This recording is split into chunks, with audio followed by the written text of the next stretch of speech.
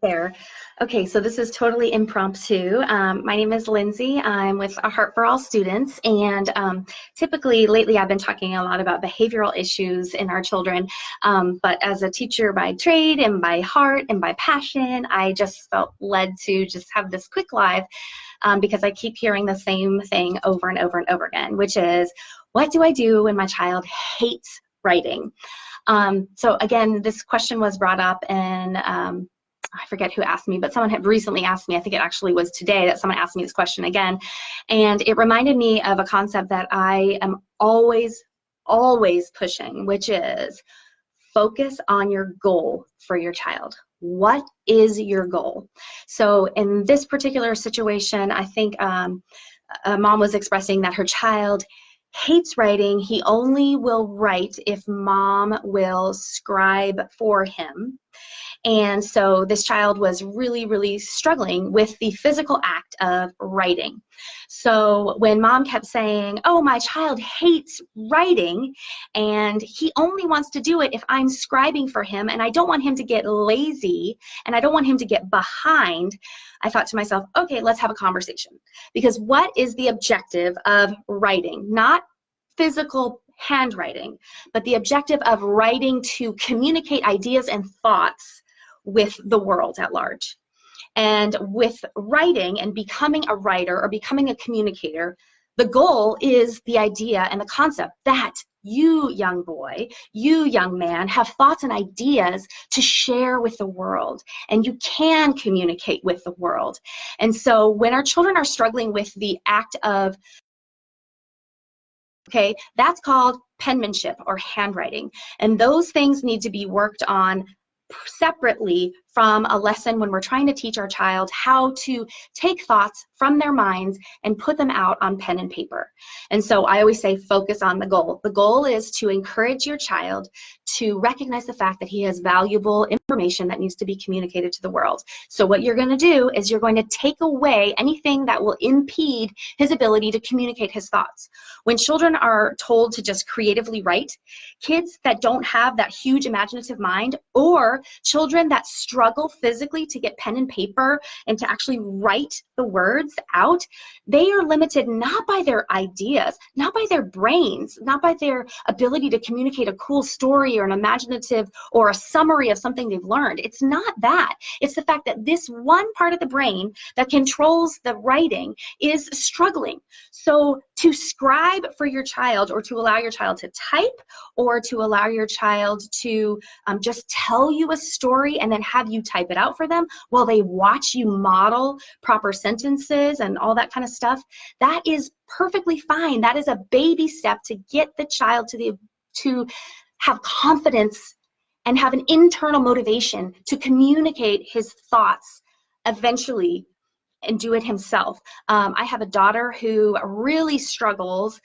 It's interesting. She struggles with writing, with the actual physical writing, but when she is internally motivated, she will communicate. So when we started, we used Institutes for Excellence in Writing. It is phenomenal. Now, this would be a curriculum that would be used in the homeschool world. We are a homeschool family, but I am a public school trained teacher, and I went to graduate school and got my, did all my student teaching and had a university public school, university graduate school training.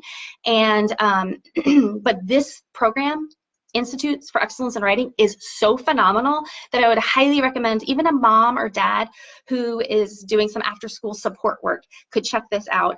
The author or the creator of this organization and this writing curriculum, his name is Andrew Pudewa. He is amazing. He actually has a talk just about boys who would rather go outside and like play with worms and run around and dig up in mud than write or read.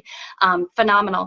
But this book, this curriculum, Institute for Excellence in Writing, I used to teach it, and I remember when my daughter started, I knew she absolutely hated to write. So what I did is I took away that physical piece that was like a door standing in front of her with 50,000 locks on it, because I knew I wasn't going to get her to write and start to think as a writer and think as a communicator until I took that away from my child and just said, hey, you just tell me and I'm going to write it out, and I'm just going to write down everything you say. So she started that way. And then eventually she started picking up the pencil on her own and doing it. As she started becoming more confident, her internal motivation pushed her to write when she needed to. Now, she has jumped to the computer into typing, but the goal was to get her to understand that she can be a writer. And sometimes we put so many blocks in front of children, whether it be penmanship, or hey, just creatively write for 10 minutes. That is not natural for every child. Every child's brain is wired differently. So we need to equip them. IEW, and this was not even going to be about IEW, but it's so good at doing this. It gives a framework, and it really step by step. If you have a child that's very methodical and needs one step, next step, that is Institute for Excellence in Writing, and I'll put it in there. I had no idea I was going to talk about them. But the point is focus on the goal. So if it is, if it's penmanship, focus on penmanship during penmanship time.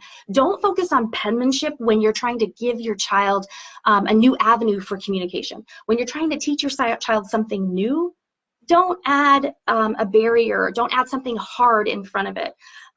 Sometimes that's why it might be easier for a child to practice their multiplication facts, for example, using flashcards or playing a game, as opposed to just giving them a drill sheet that they have to stare at all these numbers, and it's visually overstimulating, and they have to write it down, because their brain is doing multiple things at once that aren't necessarily habits in the brain.